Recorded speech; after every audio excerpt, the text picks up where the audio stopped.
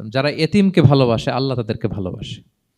এবং আল্লাহর হাবিব সাল্লাল্লাহু আলাইহি ওয়াসাল্লাম বলতেন, আনা ওয়া কাফিলুল ইয়াতীমি ফিল জান্নাতি কাহাতাইন। আমি এবং এতিমের রক্ষণাবেক্ষণকারী এইভাবে প্রতিবেশীর মতো জান্নাতে থাকব। এই দুই আঙ্গুলের মাঝে যেমনি গ্যাপ নাই, আমার আর এতিমের রক্ষণাবেক্ষণের কারী তার বাড়ির মাঝখানে কোনো গ্যাপ থাকবে না জান্নাতে।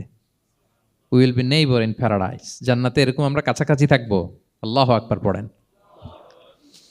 তাহলে এতিমের রক্ষণাবেক্ষণকারীকে আল্লাহ তাআলা ভালোবাসেন। যারা এতিমকে পছন্দ করে না, এতিমকে তাড়িয়ে দেয়, তাদেরকে আল্লাহ পছন্দ করেন। আল্লাহ তাআলা বলেন, আরাআইতাল্লাযী ইউকাযযিবু বিদ্দীন ফাযালিকাল্লাযী ইয়াদুউল ইয়াতীম। যারা আখিরাতকে অবিশ্বাস করে তারাই এতিমকে ঘাড় ধাক্কা দিয়ে তাড়িয়ে দেয়। কোনো বিশ্বাসী কখনো এতিমের সাথে খারাপ আচরণ করে না। আপনাদের যাদের মন শক্ত, অনেকের চোখ দিয়ে পানি নামে না।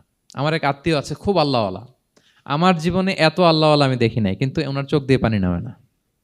বারবার এসে আমারে বলে যে, মিজান কি করবো বলো, তুমি একটু মোনাজাত ধরো। আমার মনে আছে আমি ওনাকে নিয়ে মোনাজাত ধরতাম, তো ওনার কান্না আসে না চোখ দিয়ে। এত আল্লাহওয়ালা, খুব ভালো মানুষ, কিন্তু চোখ দিয়ে পানি নামে না। এটা অনেকের হয়, নানা কারণে হয়।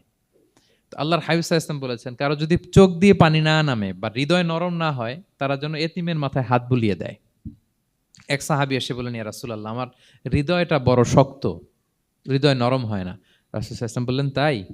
আতুহিব্বু আন ইয়ালিনা কলবুক, তুমি কি চাও তোমার হৃদয় নরম হোক, ওয়া তুদরাকা হাজাতুক, এবং তোমার আশা পূরণ হোক?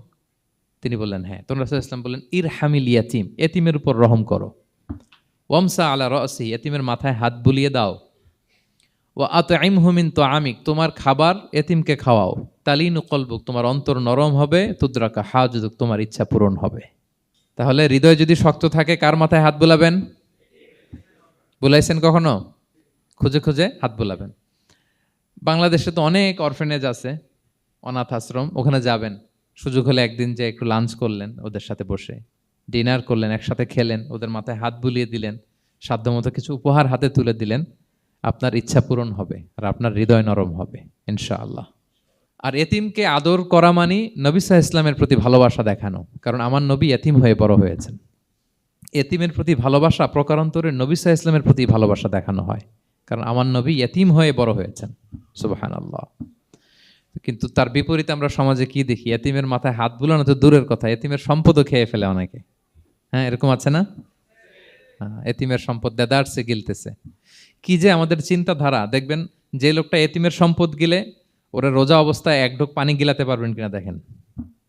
যে বলেন একটু পানি খান তো, যে খাবে না কেন? হারাম। তো ওই হারাম কিন্তু গিলতেছে ইচ্ছা মতো। রোজা অবস্থায় এক ফোঁটা আপনি পানি গিলাতে পারবেন না এরে, কেন? হারাম। কিন্তু ওইদিকে ভাতিজার সম্পদ গিলতেছে দেদারসে।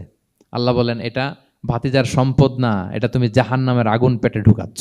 ইন্নাল্লাযীনা ইয়াকুলুনা আমওয়ালাল ইয়াতামা যুলমান ইন্নামা ইয়াকুলুনা ফি বুতুনিহিম নারা ওয়া সায়াসলাউনা সাঈরা। যারা এতিমের সম্পদ খায়, এটা সম্পদ না, এটা জাহান্নামের আগুন তুমি পেটে ঢুকাচ্ছ।